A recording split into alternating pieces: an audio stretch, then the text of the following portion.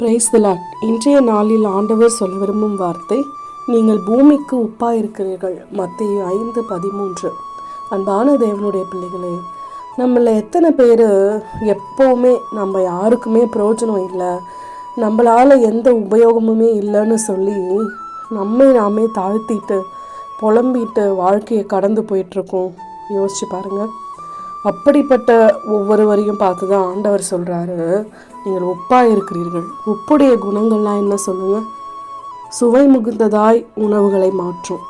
அப்போது ஏதோ ஒரு இடத்துல தேவையில் இருக்காங்க, கஷ்டத்தில் இருக்காங்க, மன கவலையில் ஒரு கூட்ட ஜனங்கள் இருக்காங்க அப்படின்னா, அந்த இடத்துல நாம் சுவை மிகுந்தவர்களாய் அவங்களுக்கு சந்தோஷத்தை கொடுக்கிறவர்களாய் ஆண்டவர் நம்மளை வச்சுருக்காராம். அதே போல் உப்பு உணவுகள் கெட்டு போகாமல் இருக்க பதப்படுத்துறதுக்கும் உபயோகப்படுத்துவாங்க.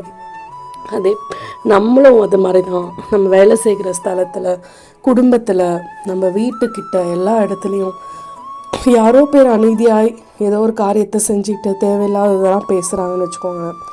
அந்த இடத்துல நம்முடைய அந்த ஒரு ப்ரெசன்ஸ், நம்ம சொல்கிற ஒரு அட்வைஸ், அது அவங்களுடைய வாழ்க்கையை மாற்றுமானால் நம்மளுடைய ஆண்டவர் நாமம் அந்த இடத்துல மகிமைப்படுங்க.